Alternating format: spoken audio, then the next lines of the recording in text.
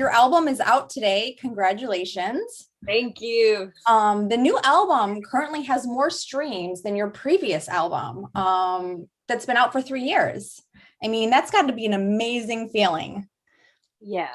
It's well, it's funny because I didn't uh notice that stream count until yesterday. It wasn't Mhm. available to me until yesterday, and I saw that and I almost fell out of my chair. I was like, "What?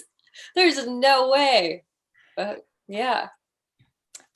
Well, it's had to have been a complicated process of going through and releasing this album as an independent artist instead of having the album put out by a label. What do you think are some challenges that you experienced with this new album?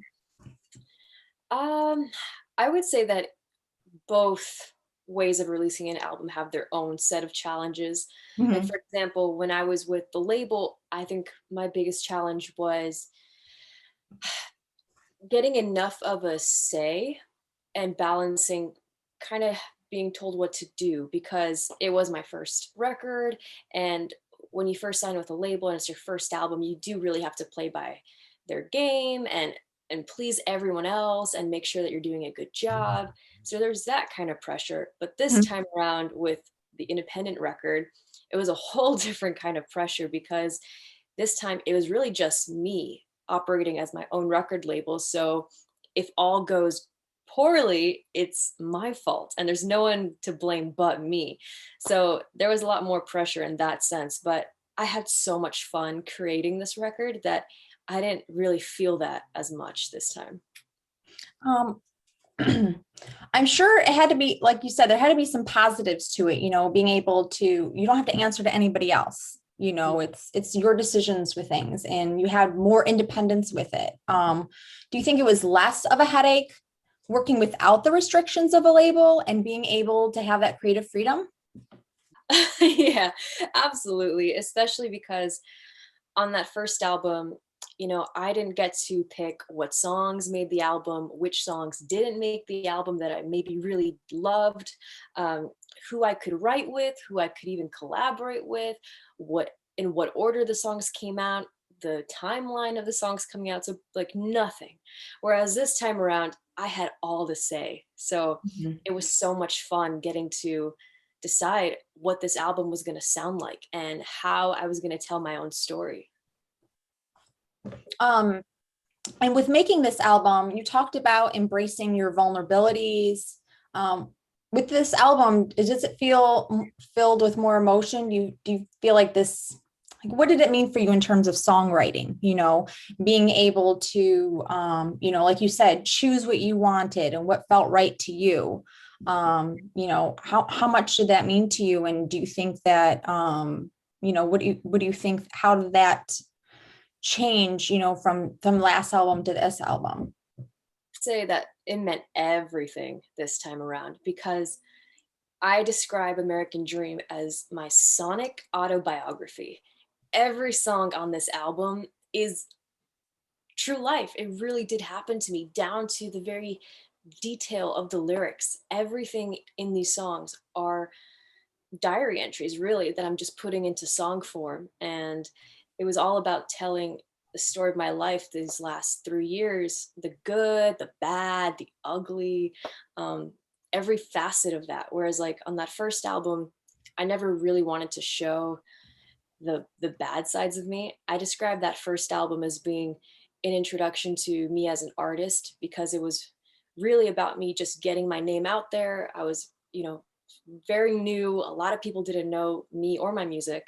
But this time around, my goal was to introduce Diamante the human being and have people who listen to this album after they listen to it know, okay, this is her, front to back, that this is her. It almost feels like a concept album in the sense that it's telling a story or a journey. At the first half of the album, it seems a little bit darker, and then a few fun tracks in the middle, and then eventually taking a positive turn towards the end. Did you go in having a linear story in mind, or is that just how the songs happen to fall? It's so funny because I first started writing for this album maybe 2 years ago. And around that time, I was going through something that was heartbreaking. I was in a lot of pain. I felt a lot of betrayal and not a lot of closure. So I just felt like I had to write just to get it out. And nobody was even telling me to write for the next album. I was just doing it organically because it was something I needed to get past this feeling and past this situation. And that's why the front half of the album is very much about heartbreak and being in pain and having low self-esteem and then hitting rock bottom. But then over time, like I started regaining my confidence, remembering who I was, um, having better self-esteem, and just surrounding myself with better people. And then eventually meeting someone, falling in love. And without realizing it, I was writing these songs in chronological order. And so that's why when it came to building the track list for the album, I placed it purposely in the order that the songs were pretty much created because I was telling this chronological story. Mhm. Wow. You worked with producer Howard Benson on multiple records now. What would you say is something special that he brings to your songs? Oh my gosh. I would say it's the wisdom above all that he has given me these past 5 years. The first album, he was telling me, there's a really small chance that this album even sees the light of day. I work with a lot of artists and albums who they never get released, so just brace yourself for that possibility. But he was the one who always from the beginning pushed me to be vulnerable in my songwriting and write from that uncomfortable, painful place, because that's where I think the real magic happens in a song. And that's when people who listen to the song are able to relate to it and say, wow, I went through something exactly like that, or I had that feeling and I didn't know how to put it into words, and you did that for me. And so he definitely always taught me to do that.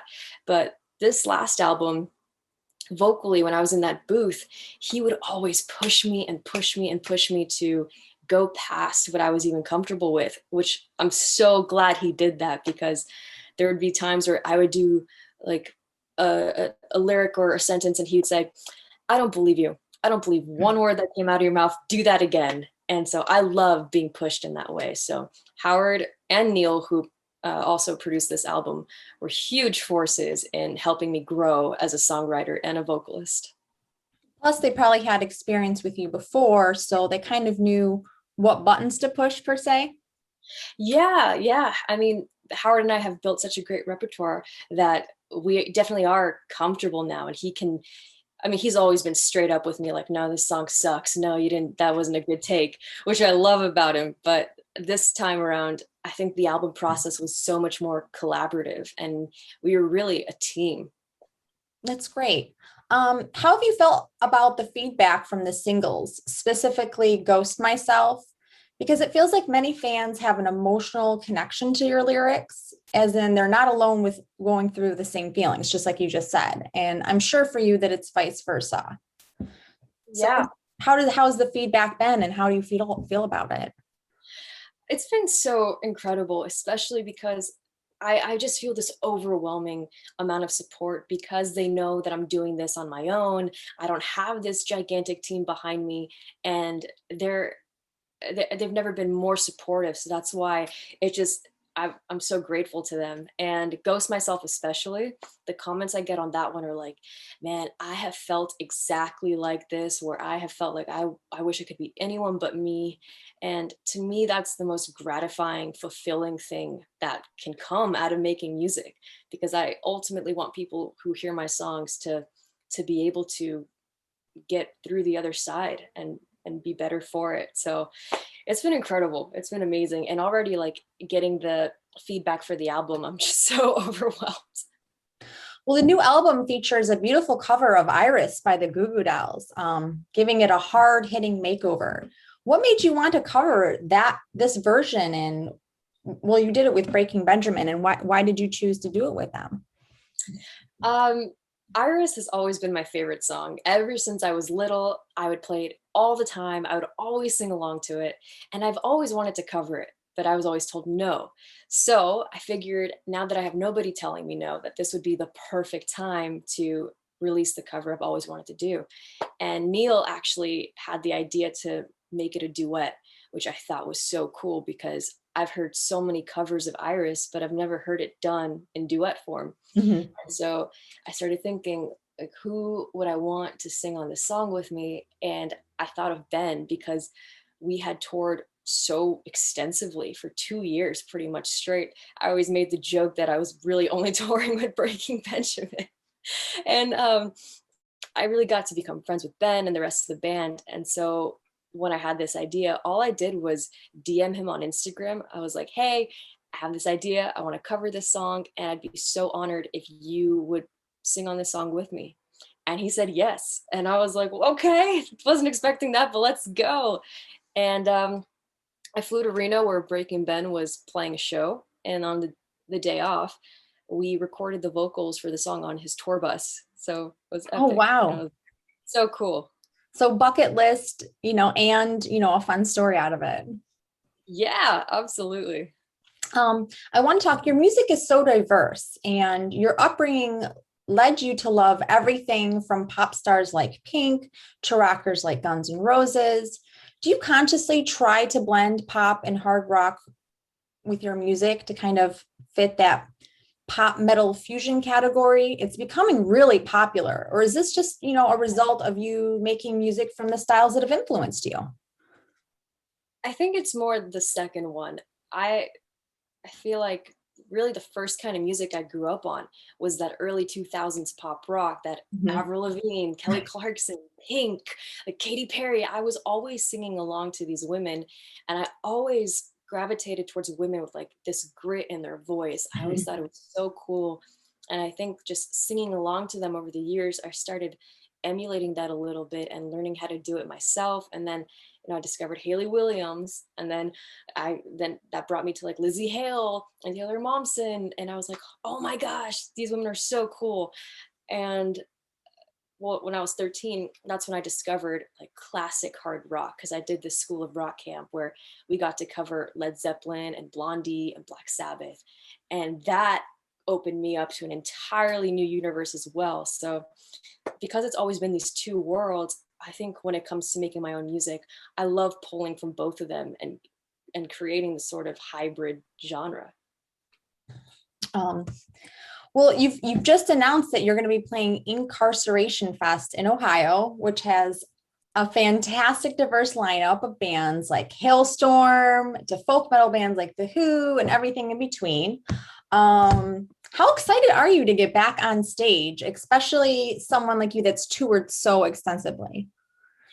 I'm so excited. And it's always like, knock on wood that this actually goes through, because if the last year and a half has taught us anything, it's that nothing is guaranteed anymore and everything Yeah. is so unpredictable. But this festival, especially, I remember I would see them post lineups the last, in 2019 and 2018, and I'd be thinking to myself, like, wow, that looks so cool. I would love to play that one day. And so, here we are. I finally get to say that I'm gonna be able to play it. And yeah, that lineup is insane. I'm so excited. Well, you've toured with some amazing acts. The first time I actually saw you perform was I think it was called Disrupt Tour, or it was some festival with Breaking Benjamin, but Chevelle played, which is like my favorite band. But you opened Oh, up, and that's how I discovered you. I was like, wait, who's this chick with blue hair? Like, she's awesome. You have a real stage presence. Some people in the studio and then on stage, it doesn't really translate, but your album is great, but you performing that's the key. Like, you have a great stage presence to you, and you play to the crowd, and the crowd loves you. Absolutely loves thank you. you so So I much. know everyone's really excited about your upcoming tour. What are some of your fondest memories that you have sharing the stage with some of these huge bands? Oh my gosh. Oh, there's so many. I would say, I think playing Bridgestone Arena will always hold a special place in my heart, because it was the very first arena stage that I ever stepped onto. And ever since I was 8, 9 years old, that's what I've been dreaming about. And it was, I was going out with Bad Wolf singing our duet song together, but they brought me out on this tour with Five Finger Death Punch and Shinedown. And Shinedown is one of those bands that I would sing along to since I was 13. So like here I am stepping onto this arena stage, opening for Shinedown in Nashville. And yeah, I will remember that day forever because I was freaking out. What a place to play too. Bridgestone's a great venue. Yeah. Do you think that the pandemic has left a lasting change on the music industry, such as live streams being more common now? Or do you think it's for the better or for the worse? How do you feel about that? Because I know you're a stage performer, like you love Yeah. to perform live. So this has been, probably more of a setback for you than anything. I think it's a little bit of both because this year everything got so turned upside down and flipped on its head. It really forced a lot of artists to have to get creative, Mhm. including me. In 2020, I decided to put on 2 live stream concerts because I couldn't go out there and play shows, and I was going crazy. I was like, I need to play a show. I need Mhm. to play live music. I need to interact and connect again with my fans. I want to be able to talk to them. And Mhm. so I think, in a way, this year, because it had to, we had to get so creative and think of new ways to do things that we couldn't normally do. We developed new technology, we developed new ways of streaming, performing live. And so I think going forward, I think I could see a lot of bands and artists still doing live stream concerts for, say, fans in Thailand or Tokyo if they're not able to go in person and play those places. Like I haven't been to those places yet, so that makes sense for me. But You'll get there's no there. comparison to the real thing, dude. There's no comparison to the real show, so I can't wait to get back to that. May has been a really big month for you. Not only did you release your new album, but you also graduated college. So congratulations. How does Thank it feel to accomplish that? It feels so good, especially because it took me 6 years. And, looking back, I'm like, I'm so glad that I didn't stop or quit because while I was doing it, I'm like, I was feeling discouraged because the people I started out with had already gotten their degrees and graduated, and I was still like so far away, it seemed like. But that was because I was going on tour, and then I would come back and I'd do a semester of school, and then I'd leave again for a tour. And that was my life the last three years. Mhm. But now that this last year I wasn't on tour, I was able to just go full time and finally finish it. So it feels so good to be done. That's amazing. I read the story about, your mother and, Yeah. your family. And I think that's just super awesome. Your family has to be super proud of you and Oh, they super are. happy for you. My mom, she was like crying the whole day of the graduation. She was so stoked. That's awesome. Well, thanks again for speaking with me. Your absolute pleasure. We're really looking forward to, touring. Hopefully that you'll come to Michigan. Um, Yes, I love Michigan. Michigan, Detroit, Chicago area. We absolutely love you. Um, do you have anything else that you would like to share with the fans? Just that the album is out. You can go listen to it right now. I'm so proud of this body of work. I want to say thank you so much to everyone who has been so supportive of me, especially this last year and a half. And that I have some really cool surprises coming up. I shot some music videos for this album that have not been released yet. And Oh, they're really yay. cool. They're like, I shot 3 of them in 3 days. So it was a lot, but they're really awesome. They are so different from one another, and I describe them as mini movies. So I can't wait for everyone to see these. You look super happy. I mean, you just I look. am. I'm very happy right now.